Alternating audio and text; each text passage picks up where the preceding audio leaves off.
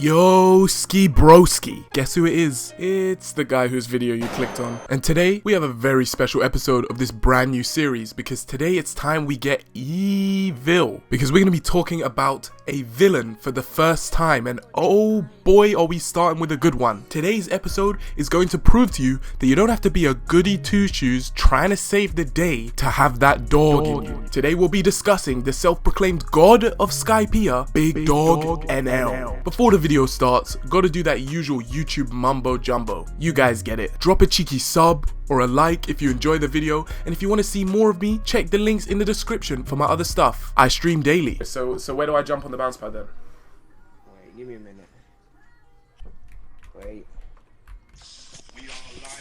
Yo! If you've seen my other two videos, you know how this goes by now. I'ma run you by a quick background check on the character, let you know all the context before we dive deep into what makes this character so great. With that being said, compared to the last two characters we covered, Enel definitely has the least info about his life, but what we do know, of course, demonstrates that dog energy. Enel was raised in a place called Burka that apparently was home to many strong warriors. But I guess right off the bat, this crazy Eminem lookalike just knew he was built different, because at some point he found the Gorogoronomi, one of the strongest devil fruits we've seen in the entire show. We will talk more on what makes it so OP later, but after he got his hands on it, he just decided, you know what, fuck it, we ball, and destroyed the entire village that he lived in with everyone in it, and started calling himself a god. Yeah, pretty normal if you ask me.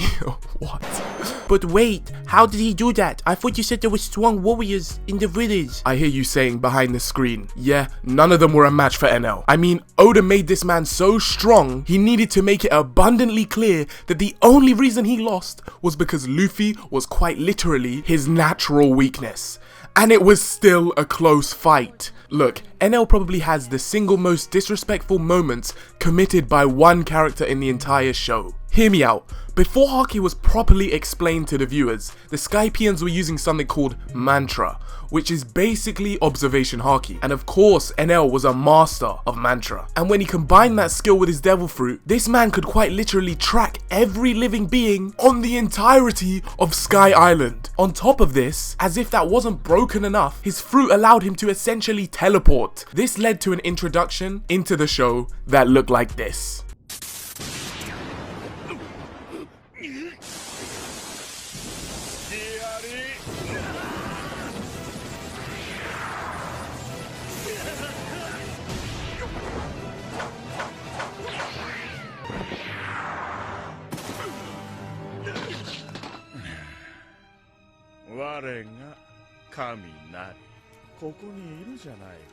Yeah, you see, that was crazy, but it wasn't too crazy.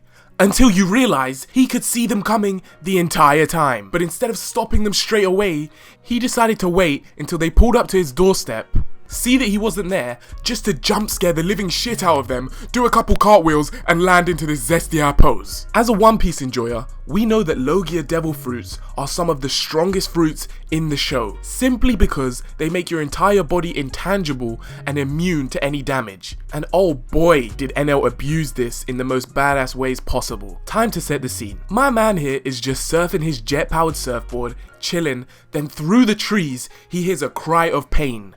So like any normal tough guy in a show, he goes to check it out. To anyone watching, if you hear a scream in the woods, run. Run the opposite direction, your life is in danger, you are not in a horror movie. Anyway, he looks up into the trees and sees his friend being held up by the head after just being fried. And you know what this crazy motherfucker says? He says with a straight face, I can tell you want me dead. So why not? For 5 minutes, I won't move a muscle. Try your best to kill me. Go ahead. See, me personally, if someone said that to me, I would say my goodbyes to my loved ones, because nobody has ever pulled some shit like that before and been sorry. Anyways, this guy was in his feels like Peter Quill versus Thanos and thought he was him. Spoiler alert, he was not. Although he does try, and he does successfully impale a damn spear through Enel's head, and Eminem just smiles at him. He then gets a bit of a shock.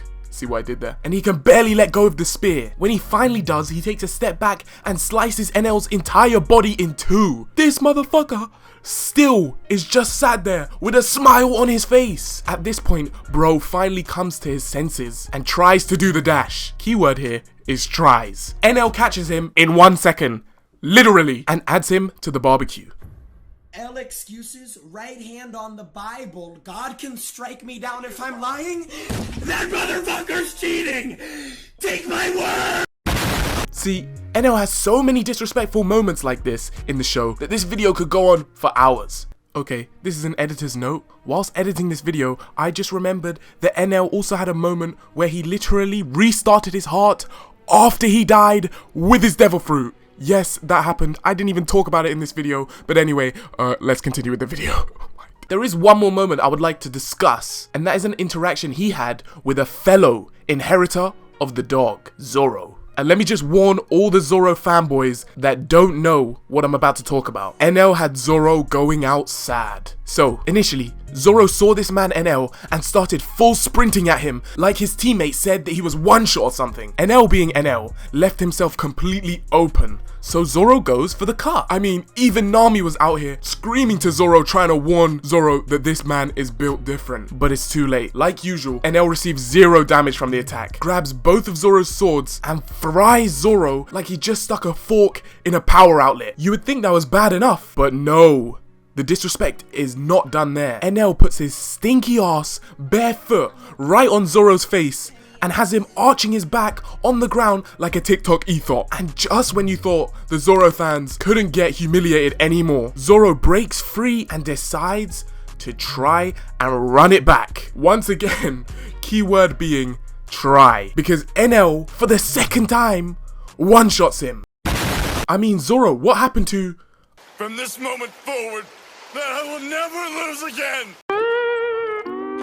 It's cool though, because Luffy slid for Zoro and sent Enel running literally off the face of the planet. I mean, bro's living on the moon now. Anyways, boys, if you guys enjoyed this video, you guys know the drill. Check out the other videos, simple. I'll keep making them if you keep liking them, simples.